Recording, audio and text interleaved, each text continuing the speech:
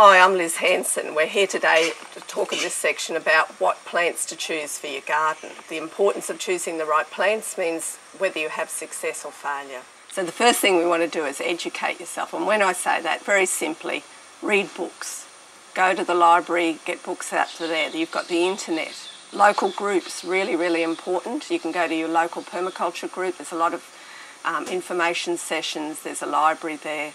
Local knowledge, know what your other neighbours are doing. You've got workshops, you've got farm tours. Educate yourself through introduction to permaculture courses, certificate courses. Get as much information as you can, either in a simple form or a more complex form as you develop.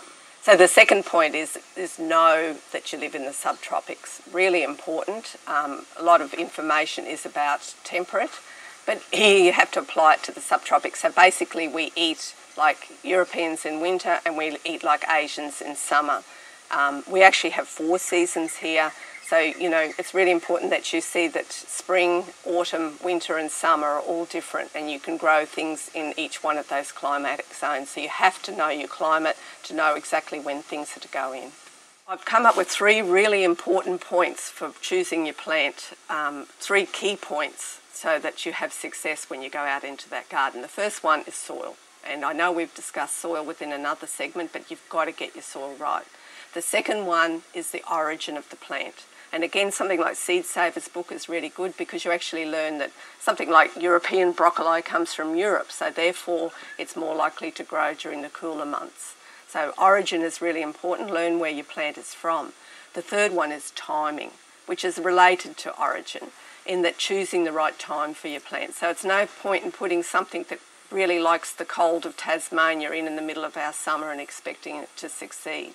If you don't get the timing right, you will lead to failure. Okay, so if we do plant a plant out of timing and we put it in and then it is going to be stressed, then it will call in the pests, it will suffer from fungus, and ultimately it will lead to failure.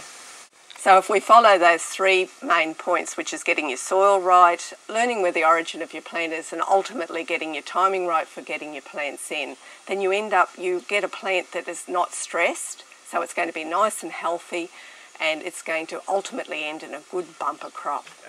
So in summing up, the important thing is the most important thing is to educate yourself. So get out there, get your knowledge before you go and choose your plants. Get in and amongst the groups and find out what people are doing, see examples and know what works.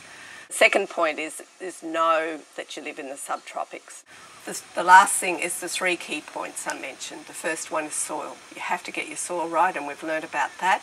You have to get your timing right. So getting the right plant to go in at the right time. It's no good putting broccoli or cabbage in the middle of summer because you're going to stress the plant out and bring in pests.